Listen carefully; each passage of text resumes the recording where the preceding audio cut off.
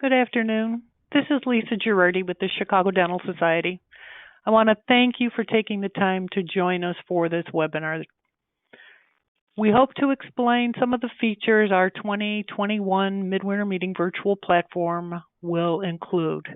This platform is going to be provided by Freeman. Here to provide more insight into exhibiting virtually is our trade show expert of choice, Jefferson Davis. All right. Thank you, Lisa. Again, thanks everyone for being on this journey into the virtual exhibiting frontier. As all of you are probably aware, every time you turn on the news, it seems like the virus is growing, and we're hoping to get back to events sooner rather than later. But at this point, who knows, right? So virtual for many of you and associations and may be our lifeline. So I think it's important that we all kind of understand the pros and the cons. We understand why it's important that we, learn and engage, and most importantly, how do we optimize your midwinter meeting booth? And that's what today's about. I want to start out by saying today is not a technical training session. Freeman is producing a lot of content in terms of videos and PDF guides that'll take you through the ABC 1, 2, 3. What I want to do today is really take you through the core functionality of the Freeman virtual event platform and put a spotlight on the key components of your virtual exhibit that you're going to want to optimize and give you some best practices on how to optimize those. So thanks for being with me today. Most of you know me. I've been around the industry 30 plus years. I've been working with CDS for the last several years, building the Exhibitor Success and ROI Center. I've had the great honor and the pleasure to be on the show floor with all of you doing the exhibiting effectiveness evaluations. And boy, I wish we were going to be there, but we're not. So we're virtual, and we're going to embrace this thing, and we're going to make sure we get it right and do everything we can. So some of you on the webinar today, many of you are already contracted and you're walking down this path with us. Some of you aren't. Some of you are, you have concerns. You're wondering, is a virtual exhibit right for me? Can I actually make this succeed? How do I really show, tell, demonstrate, present my products in the virtual world? Can I get value from this? And the main thing that I want to say, in our first webinar we did back on October 1st, it was called How a Virtual Exhibit Can Help Your Company During a Crisis. We talked about 5 reasons why, embracing virtual for the time being is important. And the main one was that you still have a business to run. You still have customers to serve. You still have marketing goals and sales goals to achieve. And a virtual exhibit can support you in all of those initiatives. We also talked about, the dental community has brand new needs and new challenges as a result of this pandemic, and they're being forced to adapt, and they're looking to you. And so if there was ever a time that you do not want to go silent into the quiet, now would be that time, because if you don't stay active in your marketing and your customer relationship management because you're worried about virtual or you're not doing it, you're going to leave the doors wide open for your competitor to swoop in. I just went last week to my dentist and had a cleaning done, a perio done. And there was a big sign on the door that said, if you ain't a patient, don't come in. So, one of the challenges I think we're all facing is that face-to-face sales calls, right? You're used to calling on dental practices, having your reps, your dealers walk in. They're having a difficult time getting in. If you're not a patient, you're probably not going to get in. And so now this virtual can help you at least maintain that visibility, have those virtual interactions, capture leads, and ultimately convert your virtual leads to sales. So it's important in email. A lot of us are saying, well, I'll just kind of rely on email. Well, the average business person is getting 188 emails a day. Email has become the new junk mail, so to speak. And now with the firewalls and the spam filters seem to be changing every day. all of a sudden it's harder to get through. So two of the main legs of your sales and marketing stool, which were, in clinic visits and email marketing, have been rendered somewhat ineffective for the time being. So those are a few of the reasons why, if you're wondering, should I, shouldn't I would think, you want to stay visible, because in business, if there's anything we've learned over the last several years, you may want to write this phrase down. In business, out of sight really is out of mind. There's so much noise out there. There's so much competition out there. The dentists have more choice about what to buy from where and who than ever before. And so I would encourage you to stay visible and stay active. And your virtual exhibit offers some pretty cool advantages for everybody. No travel, as we mentioned about. So this lowers the barrier for more dental professionals to attend, right? And also saves you time, right? Because you don't have to get on airplanes, drive. Money, save a ton of money on your virtual. These things cost maybe a fifth of what a live event would cost you. So the less you're having to invest, the easier it is for you to get a return on your investment. And the expanded market reach, because anybody in the dental community with a computer and internet access can log in and be part of the Midwinter virtual meeting. So we've got potential to reach an even larger audience. And the other thing, when the CDS Midwinter meeting live closed, right, last year, it was over. Not true with this, right? It's going to be open 3 days, but then through March. So you've got a longer window, a longer exposure. One of the big differences between the virtual and the live space world is you can be very intentional in your targeting and in how you engage attendees in the virtual world, where it tends to be a little more spontaneous out at the live trade show as they're milling up and down the aisle and falling into booths. The digital footprint is one of the things I love. You're going to have more data than you ever had before. You're going to know how many dental professionals attended. You're going to know how many visited your booth. You're going to know who. You're going to have contact information. You're going to know which of your digital assets they interacted with. You're going to have automatic lead capture. So you're going to have some pretty intense data about visitors that you may have not had before. And at the end of the day, right, the three big reasons why people go to shows are still true. And this is true in the virtual world. They come to learn. There's going to be a lot of scientific, a lot of technical sessions at the Midwinter meeting. They're coming to learn. They're coming to network with their colleagues, with subject matter experts, key opinion leaders, and exhibitors, and they're coming to source, right? They're looking for products, they're looking for services. The one thing that I will emphasize for most of you, I know that many of you have relied real heavily on at-show orders. And if you build your digital booth right in terms of how you use video to show, tell, demonstrate your product, and if you make good offers, you can still get sales. But I think that you've got to put more weight or more priority on lead capture. And it is so quick and so easy to capture leads in a virtual world. There are so many ways to do it in your virtual booth. So those are some of the reasons why I think if you're nervous or should I, shouldn't I would ask you to really step back and think, do you really want to go somewhat invisible for the next 6 months? Probably not a great idea.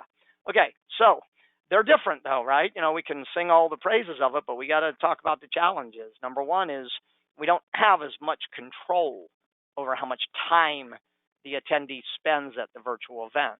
Unlike when they come to McCormick Place, they come in the morning, they're there for the day. They go to educational sessions, they go to lunch, they go into the exhibit hall. Well, they can log in, log off multiple times over several days in the live event. There's more distraction at home, especially people that are still working from home. And if they're children, I live in North Carolina, and our children are not physically back in school yet. And that's putting a lot of burden on people in terms of the distraction level. Here's one of the big differences, though. This is something I really want this to stick, right on the top of your mind. The virtual world is a little different.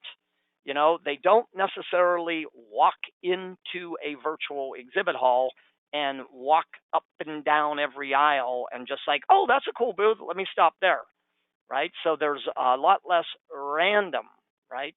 So you've got to do some better pre-marketing. You've got to make sure you're listed under the right tags and the right categories. And there's some tricks of the trade that I'll teach you as we go on. But just realize uh, you got to do more before the event than you have maybe ever before in the past. But the good news is because you're saving so much money, right? Now you should have a little more resources to be able to do a really nicely targeted pre and at event marketing campaign. And we're going to talk about that, by the way, in our next and final session, not today. Content marketing is king, and rich media. That means your ability to take your digital assets and really amplify and make them the best they can be. The way you use video, the way you write your company description, your ability to have your Zoom meetings and how you reach out, schedule, and prepare for those. All of those things will be significantly more important in the virtual world. And I don't know if I said this on my first session, but I do want to really shout this one from the top of the mountain. Don't try to bring everything, don't try to promote everything in the virtual world. Less is more. So if you have multiple products, multiple services, uh, put them in a hierarchy. If it's new, lead with new. New is a magnet, always is and always will be.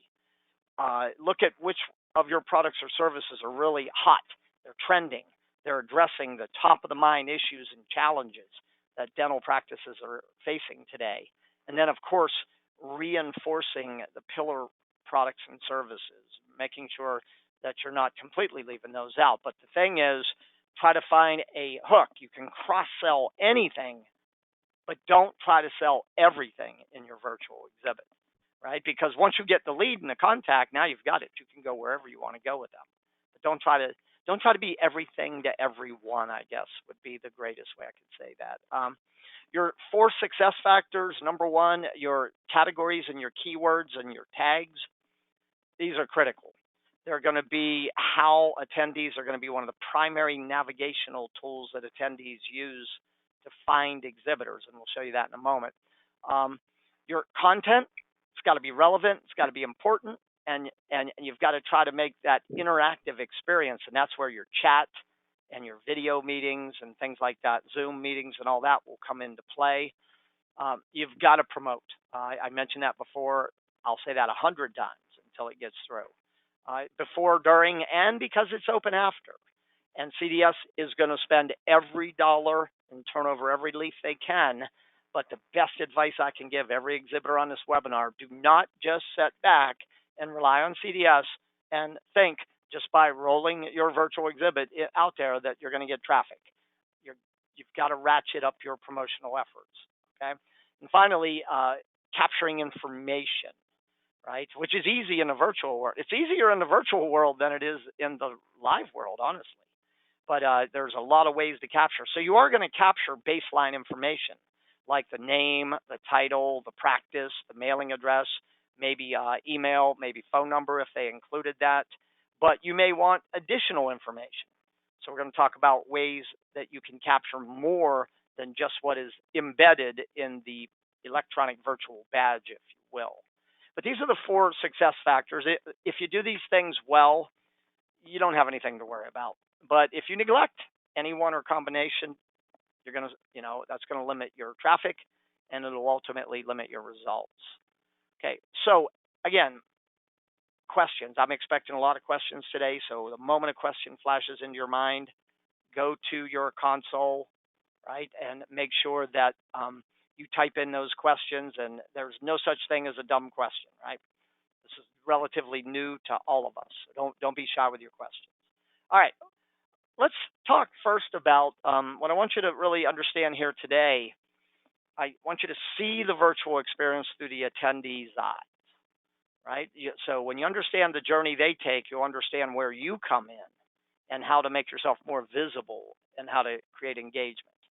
So the attendees pre-register through ATT, which is the registration provider. It's been CDS's long-term registration provider. And they will receive an email with a badge number and an 8-digit sequence number. when they click, this is how they register. This is how they get into the event.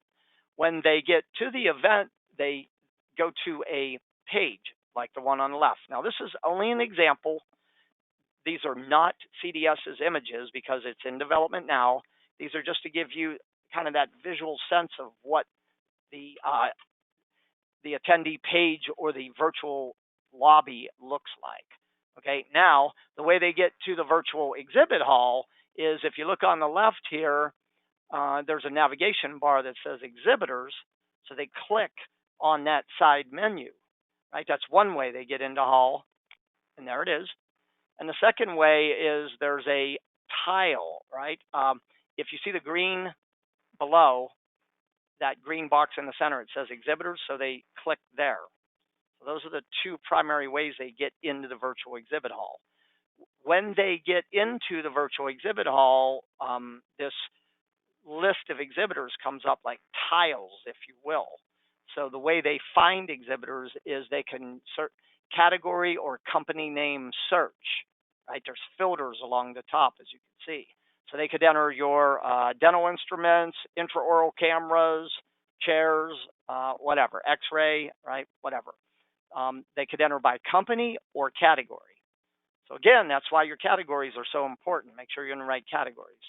Typically, the way it's laid out is the top banner. You'll notice these tiles are organized by size.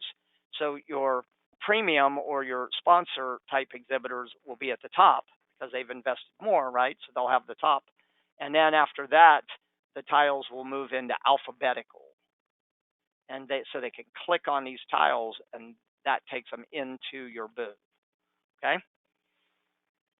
So when you promote, right, one of the things you'll want to mention in your promotion is tell them exactly in your pre-marketing, tell them how to find you. Say, hey, when you hit the page, click on exhibitors, and when you hit here, you can either scroll and click on our tile or enter our company name, and our tile will pop up. Okay, let's take a look at your virtual booth, the functionality. This is a pretty nice walkthrough. I'm going to give you some best practices, but at first, I kind of want you to see the moving parts here. And also know this is not technical training. There will be more training coming from Freeman, both video, all types of useful PDFs, step-by-step. I've already looked at several of them, and it's pretty well put together. It's not that complicated to create your virtual booth. Okay, so what I want to do is highlight your components and your functions. So the top banner, number one. So if you're a premium exhibitor, you're in one of the higher levels, then you've got this giant banner. Now, this is a static image. It's not a video, right, and it's not a flash. So you'll want to think very carefully about having an eye-catching exhibit image that communicates kind of what you do or why they should care quickly. Me personally, beyond the image, now this company you see just put an image with a logo. That doesn't say much to me. I would put, for me, I'm going to put a hook or a headline up there on my image. I'm going to call out, why you need to navigate around this booth. I'm going to call that out right in that top image, okay? Your company logo. You would be amazed. I was on a virtual exhibit last week, a smaller exhibit. It was a state show. It was a state dental show. There were about 70 virtual exhibitors. 25 of them didn't even have their logo on their page. That's not good. Right? So, the old saying goes, if you're going to do it right. Right? So make sure you've got your company logo in your second placeholder right over here. Your company name and your description. Your description is critical. This may be one of the single most important elements you have to optimize. Because if they're not familiar with you and they didn't come directly to find you, they're going to read that description and they're either going to tune in or tune out. So I'm going to walk you through how to rewrite your company description for the virtual world. In 4, this is a link to your company's website, self-explanatory. Number 5 over here in the left sidebar is the geographic location of your business. Number 6 will list your booth contacts, name and email address, and the number of contacts that you'll be able to have will vary by which booth package you invested in. Okay, and we'll talk a little bit about that. Number 7, this is one of your most important, actually 7 and 12. When you write call to action copy in your promotion, hey, visit our booth, make sure that you connect with a rep, click the green button, because that's a big part of what you want to have happening. You don't want them to just visit, watch a video, download information, even though many may do that. Ideally, you want that what? That chat, that interaction with the visitor. Okay. Number 8, your social media links. You put your icons, put it in there. Number 9, your content. This is very important. What documents you're going to upload and make visible and available for attendees to download. We're going to talk about that, give you some best practices on how to optimize that piece. Number 10, this is the largest visual element on your page, your video. You're really going to want to spend a little time developing a video. I'm going to talk about topics, give you some best practices. Don't worry so much about a broadcast quality video. Go for substance, right, over style. And I'll give you some best practices in a moment on that. Number 11, I've been mentioning product categories or tags, if you will. If you look over on the left, right above the black chat box, that's where the categories will be listed. Number 12, this is another critical action device for you. Drop a business card, because the moment the person clicks that drop a business card, you automatically capture first name, last name, practice, address, and if they've included email and phone number, you automatically capture that too. So that's going to be, you're going to want everybody. In fact, I would recommend if you're running some form of contest,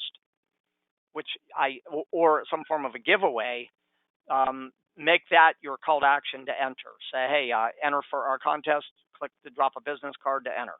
I just spent an hour on another live show before I got on today, and I was looking at that. Very important. Don't forget about that. And number 13, this box to the left, this is your interactive chat area. Okay, so your success is going to come down to how well you utilize and optimize the core elements of your virtual booth. So let's get into some of those elements. Okay. Leverage your exhibitor description. You have a 4,000 character limit. I'm not sure how many words that is, but the best advice I can give you here is don't make it long, right? You're going to want to use a formula. I've been reviewing exhibitors' descriptions for the last month and a half and guiding them. You're going to want to use what I call hook, story, close. Write that down. Hook, story, close as the way you write your description. You're not going to do it the way you did it before. You don't want to go in there and go, since 1991, Competitive Edge has been the leading exhibit staff consulting training firm in America. That's not going to pull them into your. You want them to read that listing, right? You got to write it differently. The primary thing you want them to do when they read that listing, they got to go, oh, I got to know more. That's how you have to write your listing. You want them to engage with your content. You want them to chat with your staff, and you want them to submit an inquiry or request information, right? I would think about what specific problems your customers might be experiencing that you can help them solve, and I would write a problem-based hook. For example, I just wrote one on a virtual expo I'm participating in, and here was my hook. Tired of spending a lot of time and money on virtual or live exhibits and getting little results? So I call my audience out right with that question, right in the hook. That's going to pull their brain in, right? That's a problem. So what are your problems? Remember, dental professionals are coming to learn. So you might even lead with a hook, say, hey, check out our video for 3 specific practice hygiene things you can do to keep your patients safer, right? They're going to want to learn. So you're the subject matter expert, all of you. They're not, you are. What can you quickly teach them through your exhibit, right? Because you could content marketing, that's how you really build know me, like me, trust me, which are the 3 big decisions people go through: know, like, trust. And when you teach, not sell, teach in the virtual world, you're going to get a lot more traffic to your booth because it's the primary reason they're coming, right? Remember I said start your company description with that question-based hook. Sometimes, like I used a closed-ended uh, question, like tired of spending big money and getting little results. Now, if you could open that up, um, what is the biggest factor that's limiting your trade show results? Right? That would be a open-ended. Gets their mind spinning. What is it? Oh man, we're not getting enough booth traffic, right? So I want you to spend time on your hook because you can use these hooks not only in your booth, you can use them in your marketing. What problem can you help them solve? What opportunity can you help them seize? So here's an opportunity. What if you could cut your patient consultation time in half and double the case acceptance rate? What if you could get your insurance claims processed 40% faster? Right? That's a what if. It's not yes or no. People's brains go, oh, wow, that would mean a lot to me, right? Yeah, so let me watch your video. Let me chat with your staff, okay? Something to teach them. Invest 3 minutes in our site. You'll learn 3 new ways to increase patient attrition, whatever, right? You got something new. It's another good thing to call out. Everybody wants to see what's new, what products new, what procedures new. You got something new. Shout it, scream it. These are the things that are going to hook and pull people to engage with your virtual booth content. Okay? If you have show specials, giveaways, or contests, make them visible, promote them, right? Put them in your description. You might even put copy up in your top image if you have that big banner along the top. And remember my copywriting formula here: hook, story, close. So here's the mistake I've seen. I've already analyzed about 150 virtual exhibitors in action. Here's one of the mistakes I see with their copy. They'll say, email us with questions. Now, that's not what you want to do in a virtual world, because you have video, you have online staff, you have documents they can download, they can chat, they can schedule a meeting. So make sure your call to action pulls them to the next thing you want them to do in your exhibit, right? So read our company description, watch our 3-minute video, chat with our technical experts, download our show special document, like that, right? Guide them through. Don't assume they're going to figure out how to navigate your booth. Make your description, give them that clear call to action, what to do next. So here's an example. This is pulled this off of a virtual event. Here's how they wrote their listing. Now, I want you to look at that listing and tell me what you think the problem is. Boy, that's a lot of words running together, isn't it? And many of you, are your eyes going numb already? Probably. So how would you change that around? Well, remember your hook, story, close? Can you imagine having the absolute most secure data in the cloud right now? Yeah, we're having data security issues. With Extra Hop, you can. Click and chat with our experts to learn more. That is a really short one. Look at that. They get right, you pull them right in. You don't make them read 27 sentences. You don't overwhelm them with paragraphs of copy. Why? Right? Because here's your kind of story. Here's the value prop. We help you protect and accelerate. Learn more now. That would be a great way to work on your company description. Okay. Don't just copy it off your website. Don't use the one you put in your printed and your digital directory at last year's show. Hook, story, call to action.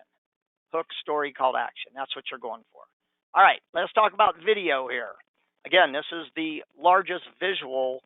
For many of you, this will be your largest visual, and it's bigger than the top banner, although it's at the bottom, right? So YouTube or Vimeo links. So you're going to want to record your videos and upload them to YouTube or Vimeo. That's what you're going to embed. And when they click on the video, it plays in the page. So that means it doesn't open in another browser and take them away from your page. Okay. And I don't believe that that the video just auto runs when they visit the page. So we're going to talk about a few things to do with your video to make sure they click it. Okay. Now, depending upon the size of your booth package, you can have up to 5 videos up to 10 minutes long each. Standard booths have 2, enhanced have 3, premium have 4, and platinum have 5. Okay, so you want to think about, the more videos you have, the more topics you can address, right? So maybe that first video they see is going to be that very brief company overview. Maybe you're going to put together a product or a service sizzle reel. We call them a sizzle reel, which kind of has music and hype, and it's almost like a hype video, right, for your product that flashes it and shows it and gets people wanting to learn more about it. Hey, a lot of you have said we can't demonstrate our products. Yes, you can with a demo video. You certainly can. Now, they won't get to touch it like a hand instrument, or if you have dental chairs, they're not going to get to lay in them. But you certainly can deliver the core messaging, the features, the benefits, and the key points of differentiation. You definitely can deliver that through a short video. And your next step would be, of course, they're interested enough, and if it's the kind of thing they have to touch or feel, then you're not going for the sale in the virtual event. You're going for the lead and then the follow-up meeting to have them touch, feel, right? Educational topics, your subject matter experts. Maybe one of your videos are on, the 5 most important considerations when dealing with this or that, or 3 things that other companies won't tell you about this or that, right? Whatever it is, educate them, right? Maybe one of your videos is a brief meet our team, right?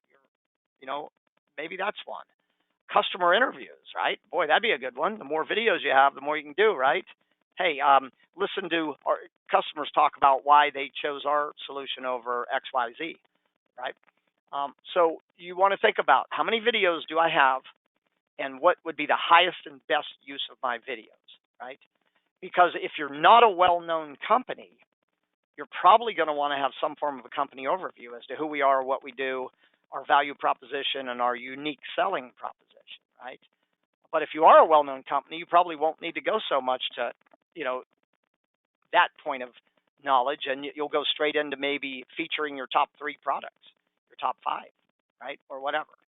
So maybe a tour of your facility, right? Maybe that would be pretty cool. I actually had a client in the live world where a competitor said that, yeah, we got a great product, but wait till you try to get parts, because my client was from Germany, and the word was we were the BMW of lift trucks, but when they break down, you can't get the parts. So we had a live video feed showing a tour of our Virginia warehouse and promising 24-hour delivery. We were combating what the competition was saying about us through our video. Best practices on your video. Now, you'll notice this video. Let me go back to this. I have a lot of problems with this image because all this is a face. There's no reason for me to click on and watch this video. And this is just a sample off the page. But why would I watch this video, right? So, number 1, right, keep it short. You have 10 minutes. I'd keep it in the 3 to 7 minute window range. And I would also have the length of the video on the title screen. People are very leery. They don't know how long it is, right? So they're leery. So let them know it's a 1 minute and 42-second video, whatever. This one is critically important, and it's missing on the example. A compelling title. People don't go to the movie unless they know the title of the movie. And make that title customer and benefit focused, right? So that title, someone should look at that title and see, oh, this is only a 3-minute video, and go, oh, I got to watch this like now, right? That's what it has to do. The minute I look at your video block, that title and the length has got to be visible, and that title has got to make me go, I got to watch this, right? When you get into the video, especially if you're going to do product presentations, instruments, whatever, don't just have a talking head and don't just use audio. Use subtitles and use captions in your video, right? They can hear the audio, they can see the message. Higher engagement, higher recall, right? People are people watchers. So if I have a choice of just showing a dental chair and me moving up and down, showing it go up and down, I'm going to put somebody in that chair, right? And I'm going to have somebody manually. Why? Because people are people watchers, right? Your call to action. Once again, at the end of the video, you're going to want to tell the visitor, what do you want them to do next? And you're going to want to do it both with auditory, verbally, and with call outs or captions, visually. And the formula, right? The pro tip here, the formula you would use to script a video is a hook, story, close. Very similar to your company description. But now maybe you're going to make the hook story close about a specific product. What's the problem they're having that you can solve? What are the 3 bullet points, the 3 things you want them to quickly learn? What do you want them to do as a result of viewing it? That's what you want to do with your video. And again, you don't need to spend thousands of dollars today with they have video editing software that's cheap or free, right? That you can download and go for content. Go for good content, right? Tell a good story, right? Hook, story, close. All right. Let's talk about your booth staff here. So far, we've went over the attendee journey. We've gone over the 13 elements of your virtual booth. We've really dove into why you got to rewrite that company description, given you some great ideas on how to really create videos that work. Now let's talk about your staff. They must be registered to be part of the event. So you register through ATT, the official vendor. Depending upon your booth package, you can have 8, 12, 16, or up to 30 booth staffers. Feature your product managers, feature your technical experts, and promote. Let people know you're going to have access to our most knowledgeable experts. Everybody wants to get to the expert, right? Make sure that your booth staff are scheduled and available. Now, depending upon the hours of the event, I would encourage you to have a firm booth duty schedule. Don't require any one person to sit on their computer all day. If the hours are 9 to 5, maybe have a 9 to 11 shift, an 11 to 2 shift, and a 2 to 5 shift. Rotate your staff out. Keep them fresh. You may have the ability in your copy and on your staff to show the picture and the name and the title and the area of expertise and what days and hours they're going to be on the site, right? The show hours are 9 to 5, right? Those are the open hours of the events, February 25th through the 27th. And those dedicated exhibit times, when you're going to want to staff up, 9:30 to 11, 12:30 to 2, and 3:30 to 5, right? So I encourage a firm booth duty schedule with a good mix of staff, making sure that your booth is staffed during all open hours, staff up during the dedicated exhibit hours. That's when you're likely. And there will be things you can do in the platform to reach out to attendees and create interaction, which we're going to go deeper on the next session. Here's a pro tip. Something that's working well is having maybe over the course of these 3 days, having 1 or 2 of those days where you have a 30 to 45-minute open house with senior executives. Maybe your CEO, president, the founder of your company. Everybody wants to get to the owner, right? To the founder, right? Talk to them. So you might want to have a time where you're going to feature them in an open forum, whether it's maybe a group chat or maybe it's a Zoom meeting, right? Where they're fielding questions and telling people about the new and exciting things that are coming down the pipeline. Attendees do have the ability, see your representative contact up here on the left. They have the ability to click and initiate chat, right? So this will be a call to action that you're going to want to let people know about. And always encourage your attendees to connect with a representative.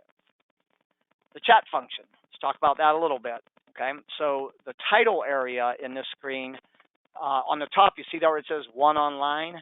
That's telling you the number of your exhibit staff that are in live groups at that time. I would encourage you to assign at least one person as the moderator of chat, who is always online in the chat section. They're always watching this. And the moment someone hits on the chat is to engage them, just like they would a booth. Hey, thanks for visiting our booth. What can I help you with? What were you hoping to learn about? What brought you to our booth? Right? And then they can direct them to the content, or they can direct them to the right staffer in your booth. In the conversation area, the center of this chat, you'll see like the person's name, the message, and the date it was posted, date and time. So you'll know who, the date and time. The message area on the bottom, just like your phone or anything else, this is where you post your messages. What's cool about this chat, I haven't seen this in any other virtual platform so far, is that you have the ability in the chat to add files. And I haven't seen that before. You could add videos, you could add PDFs, documents, you could add checklists, tools, right? That's a new thing. Emojis, right? If you want to add a little bit of fun, a little bit of humor, smile, whatever. And Giphies. A Giphy is when you type in a certain word, it will search the internet and find images, like a GIF that supports it. Like if you type cats, right, then images of cats will come up if you want to use those type of things.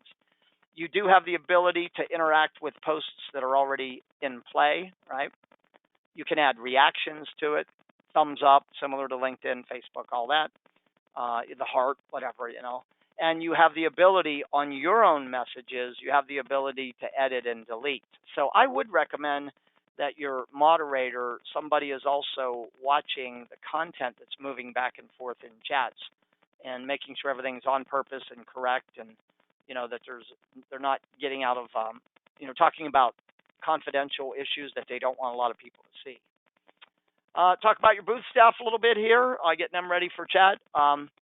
Number one, like you said, one person should be your virtual booth host, and I would list them in your staff directory, and I would have them the first visible name on your staff, virtual booth host. That way everybody knows when they're trying to figure out, who do I go to, where do I go to, your virtual booth host.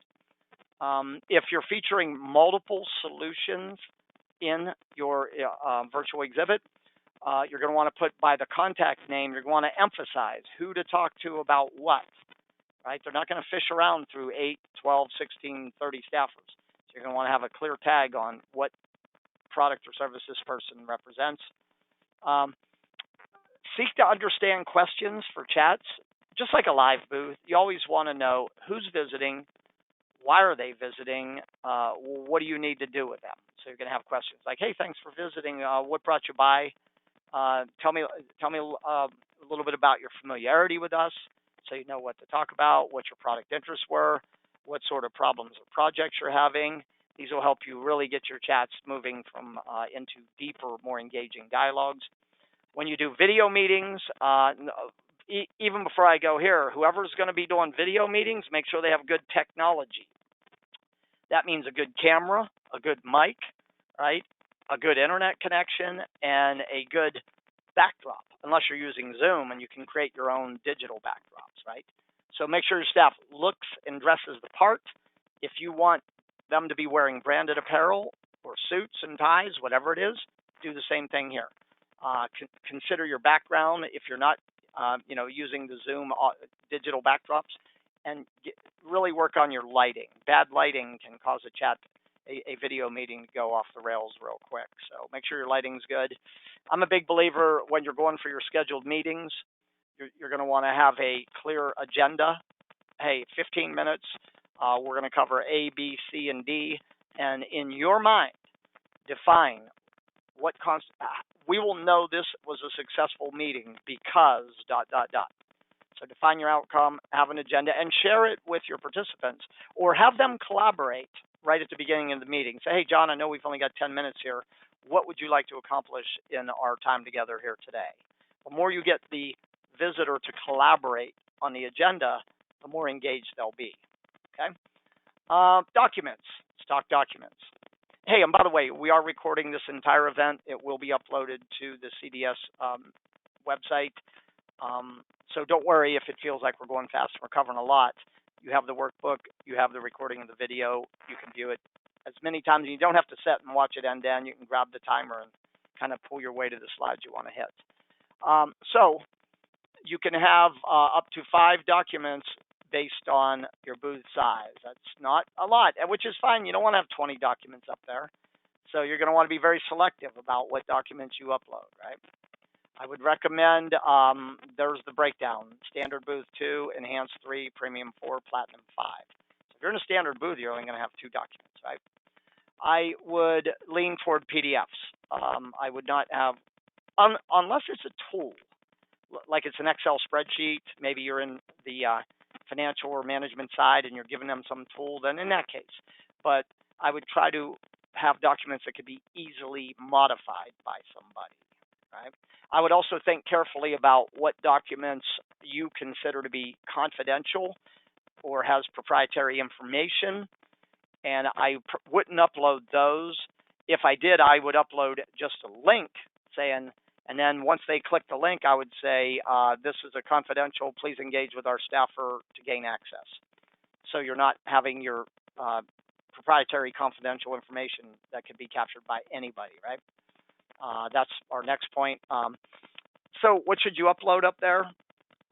Well, product service brochures, of course, news releases, white papers, case studies, checklists. Everybody loves a handy checklist on things to do, article reprints, awards and recognition, client lists, things like that. You don't have a lot, so be very selective.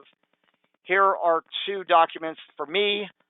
Like if I'm limited to just two, these are probably the two that I'm uploading. Number one is my one-page overview.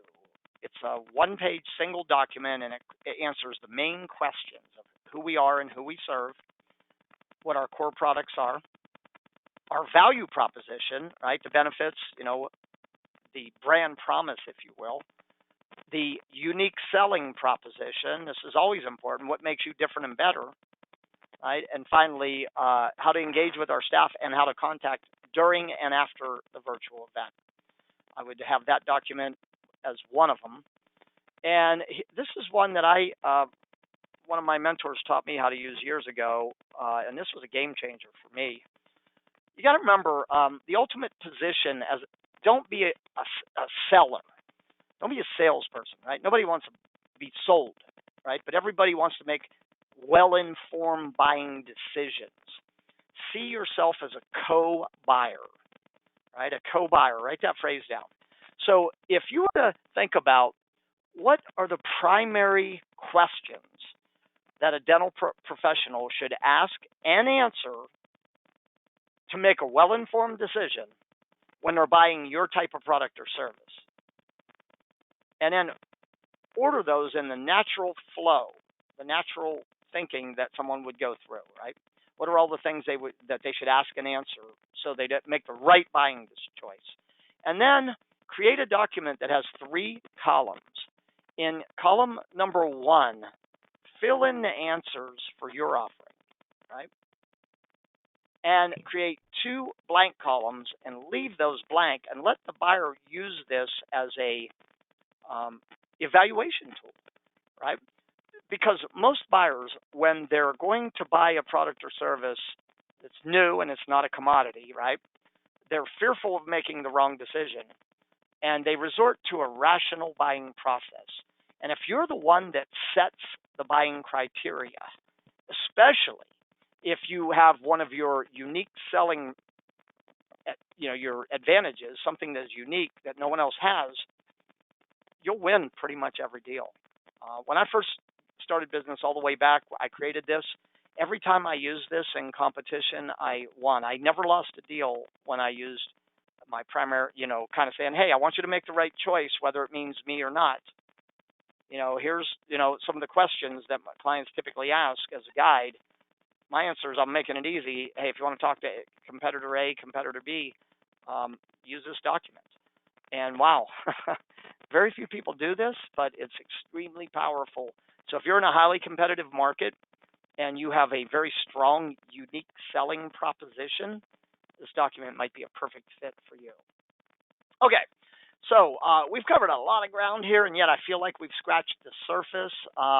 I'm going to take a look in the question queue. If you log off, we're going to go into Q&A right now too.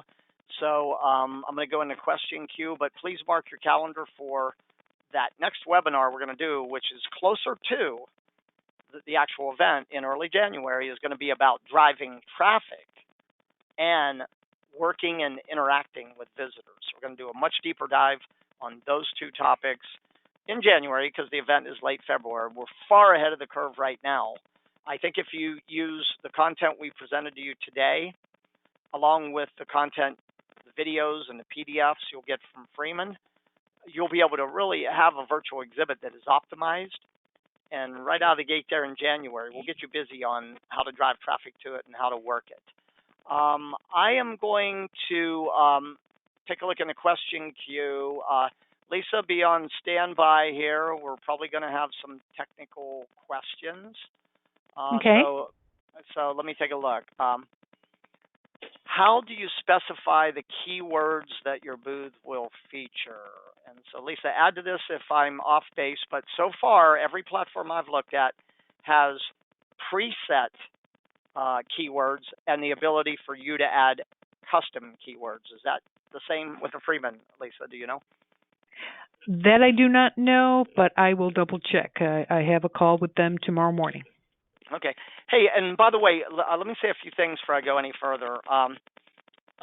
Lisa and CDS are way ahead of the curve. We're like almost what? How many months out are we? 4 months out. I I have shows that are doing this webinar 2 weeks before their show. So, and these virtual event vendors are overwhelmed right now with business, and so we're way out ahead of the curve. And what I want you all to know is that some of these technical questions we may not even be able to answer yet because they're not super clear to us, but we will promise you this. Every single technical question you have will be answered, and do not be shy about reaching out. But also be sure to watch the webinars and download the Freeman, use all the content you're going to get from them. So Lisa's going to look into, the question will be primarily, are the keywords preset? Do they have to choose from a preset list, or can they add? My experience is telling me you're probably going to be able to add, because some of you are going to fall into maybe areas or categories that might not be on the standard list. Let me see, next question. For any one course, will all exhibitors of similar types of products be linked in any way? I'm trying to understand if I understand that question directly. I think you're asking us, okay, if there's an educational course on this or that, will it essentially tell what exhibitors support that topic? Deborah, let me know if that is accurate, what you're saying there. So for any one course, will all exhibitors of similar types products be linked to it in any way? We're going to have to look into that one for sure. By the way, Deborah, I love that as a suggestion too. So if it's possible, Lisa, jot that down and ask Freeman on that. If there's any way to kind of, based on the topics of the educational sessions, to tag at least the categories of exhibitors that best support, I think that is a really powerful to have them click out of that session and go, oh, these are the categories. Let me go visit these exhibitors right now. I think it's a really great, that's a great approach. Let me see. In the exhibit hall, does our image have to be a logo, or can we upload a detailed graphic to draw people into our booth? I'm thinking that your logo is going to be a static logo. And, if you go back and you look at where it falls on the page, it's not that big. So I imagine you certainly could have your logo probably with some copy, but you're going to have a size limitation based on, like the pixels, whatever, and the megabytes of it. So you'll want to make sure that whatever logo you're going to use, that it's in compliance with the technical requirements. And by the way, there will be a digital asset document you'll receive that'll tell you exactly what everything needs to be. But I like where you're going with that, Sarah. That question is, instead of just having that logo just free, like, could you put a value proposition or a hook with it or some form of an image? I like that as an idea. If you can do it, I would recommend doing it. Let's see. How long should a video be? 10 minutes is a long time. I mentioned 3 to 7 minutes in the presentation here. Now here's the thing. 10 minutes may be a long time, but I tell you what, if the content is relevant and important to them, you could probably get away with 10, but lean towards shorter. 3 to 7 minutes is going to put you right in that sweet spot. But hey, if you have good content, when people are engaged, they'll watch. But 10 minutes is the max, right? So probably try to be a little lower. Let's see. Will you send the PowerPoint to me? This presentation was recorded, will be uploaded for unlimited replay view on the CDS website within the next day or two. So you'll have unlimited access to the PowerPoint through the CDS website, the replay. What virtual platform will be used? Lisa, you're using Freeman for the virtual platform, but then you're connecting with Cadmium for the landing page, the mobile app, and the lectures, the corporate learning theater, some of the video lounges, all of that is going to be Cadmium. Freeman will interface with the Cadmium platform and through ATT, which will sync both platforms through the registration process for a single sign-on. So attendees and exhibitors aren't signing into two different platforms to gain access to the Midwinter meeting. Okay, thank you. So you can see that's part of the challenge that Lisa's been going through, and everyone is. They're having to like kind of integrate sometimes 3, 4, 5 different platforms and get them all working through APIs, which is fun and sometimes challenging. But yeah, so different functions. As she mentioned, there will be different functions, but everything will be tested and fine-tuned. Make sure we get exactly where it needs to be, because again, we're pretty far ahead of the curve here with this one. What promotions have you seen worked well in the past? We're going to do a deeper dive on promotions and marketing in January, but I will say this: you're going to want to lean toward digital media. You're going to want to lean toward email, social media, landing pages. If you have phone numbers, customer names, phone numbers, definitely start getting on the phone and calling. And if you have enough lead time, direct mail certainly can work. Someone's asking, what's the best protocol to have attendees enter a contest? If you just have them click the button, click for information, you're going to capture a little bit of information. First, last, company, practice, probably mailing address. If they have opted in for email and phone, that'll be, but if not, it won't. What I recommend is consider setting up a landing page if you want to capture more qualifying type information. And you can put that in one of your links to have them go to this landing page to register. That way you can capture more information, and maybe you're going to have some form of a lead magnet that they get by visiting, and then they enter into a contest. Let's see, what's the next question? Lisa, they're asking, is it possible to make some form of a complimentary attendee reg list? Because this is the only way that we're going to be able to role play the chat function before the site is live. So they kind of want to role play with the chat. I can find out. I do know that the last time we made, because we were all in compliance with GDPR regulations, the last time that we made mailing lists available was in January of 2018, but I will definitely ask again to see if there's any leeway about getting direct access to the attendees who registered for Midwinter. Okay, we got a question around how are booth staff alerted about an incoming chat? Is it by email, like a mobile, or how do they know that someone is incoming chat? Through the text. The text chat on the landing page of the exhibitor booth is live. So as soon as an attendee walks into the booth, there will not be a doorbell or some kind of indicator that someone's in your booth.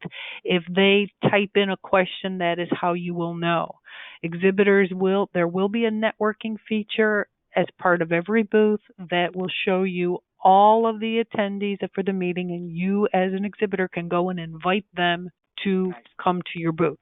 You can definitely go ahead and do that, and then they can say yes or no. Then the attendee can go to your booth and go to your booth staff and say, I want to request a meeting, and then they can choose which individual staff they would like to speak with. Again, the Freeman platform allows for email chats to individual booth staffers as well as one-on-one video chat with each of your booth staffers. So you can schedule a time for your staff that they'll be available to be engaging with the attendees. Excellent. Yeah, so that's good. Did everybody hear that? That's really powerful. Is that you'll be able to go into the networking section and see the entire list of everybody who is registered, and you have the ability to reach out to them. I'm going to talk in the next session in January on some virtual attendee rules of engagement. I'm going to talk more about that when we get there, but that's something you're not going to want to go in and try to spam that whole list and just start clicking everybody. But we'll talk more about that in the next session. The next question is, do you recommend that companies link out to an online store so attendees can make a direct purchase? Yeah, if you have a product or service that they can make a buying decision, and they don't need a ton of information, Yes, of course. And I would certainly use codes or show specials as a way to drive that, and I would promote that. And no problem with having them. Once they've visited your virtual booth, they've learned enough to go, this is great. I want to place an order. Of course, yeah, absolutely link out to the direct purchase website. Let's see. Next question. As you see people enter the booth, should you reach out to them or let them reach out to you? I always like to give them. I don't want to pounce on them, right? So I'm sitting there watching visitor enters a booth, and I'm like, boom, right on them. Give them 30 seconds or so. To kind of, because at that point, who knows what they're doing? They might be watching your video, they might be reading your description. Give them, 30 to 60 seconds, and then kind of reach out and, hey, thanks for visiting. What can I help you with? What questions did you have? So don't pounce on them, but definitely reach out to them. When someone visits the booth, Lisa, I'm sorry, these things are, it keeps moving. I'm sorry, the questions are moving on me. When an attendee enters our booth, what information about that attendee is visible? It should just be their name. But I will double check it because Freeman is going to be using an API with ATT. It should be their name and possibly their registration category, dentist, hygienist, etc. But I will double check and confirm with you. Okay. Thomas, you had a question. Are there any colors or fonts that are better than others to get people to click on your video or your links? You want to think of your video title screen like a cover of a book, right? You go in a bookstore and you look at all these books on the shelf, and where do you focus? And you also, certain colors say yellow, caution, red, right, urgent, green, money. So if you do some Google research on, you can just research what do different colors communicate, and maybe you're going to try to use your colors around that. Remember, a picture is worth 1,000 words. The title causes somebody to read the book. You really want a good image and a good benefit-focused title on your video that would prompt them to click on it. Let's see. Oh, here's a good question, Lisa. If we created a virtual booth that can be reached via a link, so this company has literally created their own virtual booth outside of the platform, can they embed that link on your virtual booth site? Freeman indicated that if you have a virtual booth, 3D booth, that through the Platinum or the Helios booth package, they can actually embed that into the link. It's not accessible for the lower level packages, but the Helios one is more integrated and interactive, so they can definitely do that. For the Platinum package. Another reason why we selected the Freeman platform. They had a little more, a few more bells and whistles with their Helios product. Okay. That's good to know. Yeah, I wasn't aware of that. Got multiple questions on the reports that they're going to receive, the types of reports and metrics. Do you know, Lisa, at a high level, what sort of what data will be included in their booth reports? The booth reports, there'll be a variety of different analytic reporting that you'll have once you get your link that is going to be emailed to you through Freeman. The platform is called Lend, L-E-N-N-D, and that will be emailed to all the exhibitors who select the booth package. And all exhibitors will get another dashboard for lead retrieval. 3 of the packages, you get a live dashboard to show you interaction during the meeting. And the standard package, that dashboard will be emailed to you after the conclusion of the live days. So the live days are February 25 through 27. So after that conclusion, then we'll email you the access so you can take a look at that. I'll get more specific details as to what each reporting will look like, so you have a better way of being able to analyze it and determine what its value is. Okay, thank you. Next question is from Kiko. Can we stop competitors from taking our information?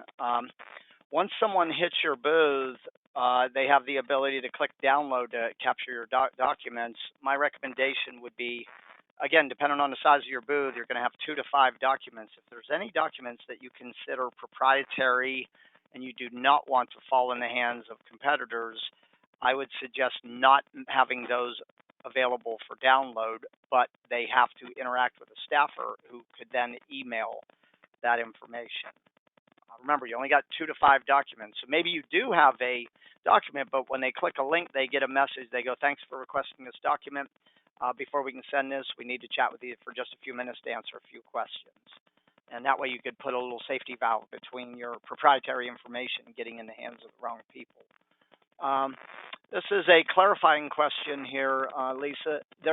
So you have to be logged in and looking at the chat in order to know an attendee is engaging in chat. There's no email notification to booth staff, right? That is correct. I do know that Freeman, when I explained my concern about this, Freeman did indicate that they were working on incorporating something that would be an indicator to the exhibitor that someone had entered their booth, but they were not sure that it would be ready in time for Midwinter meeting. But okay, that has been one of my push buttons with them. Excellent. Excellent. Thank you. So one of the suggestions from one of your exhibitors, Lisa, is please, in all caps, show registration categories for attendees so we know who we're engaging with. So whatever the registration category, if that's able to be on that list of attendees, they thought that would be helpful. Okay, I just put a big star next to that. So I'll when I have my meeting tomorrow with Freeman and ATT, I'll find out exactly so that people know who they are speaking with. All right, and Frank Coleman sends you a message that says, thank you so much for helping us succeed with the virtual booth. It's great information, and you all are doing a great job. Thank you so much, Frank. We need to hear that kind of stuff, right? We really do, because we're trying here. So I think that's all we've got for major questions. Please know, everybody, today is a beginning, not an end.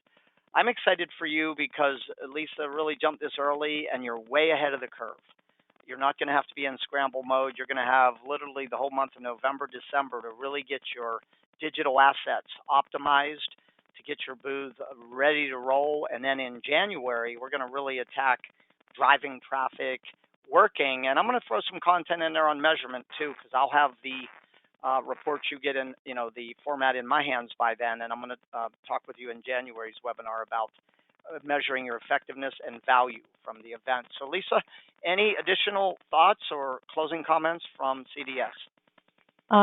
One item to the exhibitor who wanted to link out to direct purchase website. Yes. CDS is still for the dentist members of the society are offering a rebate that is good toward products purchased from our virtual exhibitors during the meeting. So not only the live days, but through the life of the platform, which is March 15. So once someone makes an order, give them some type of virtual receipt so that they can then forward that to us so we can process that rebate back to the dentist. Oh, that was an important addition. Yeah. Okay. All right. Well, I think this concludes our webinar for today. Again, want to thank everybody who is with us and has already contracted.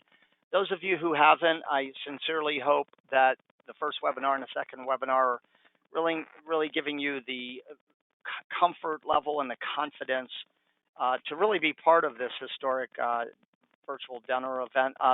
Lisa, the CDS Midwinter meeting's been going on for how many years? 156 in 2021.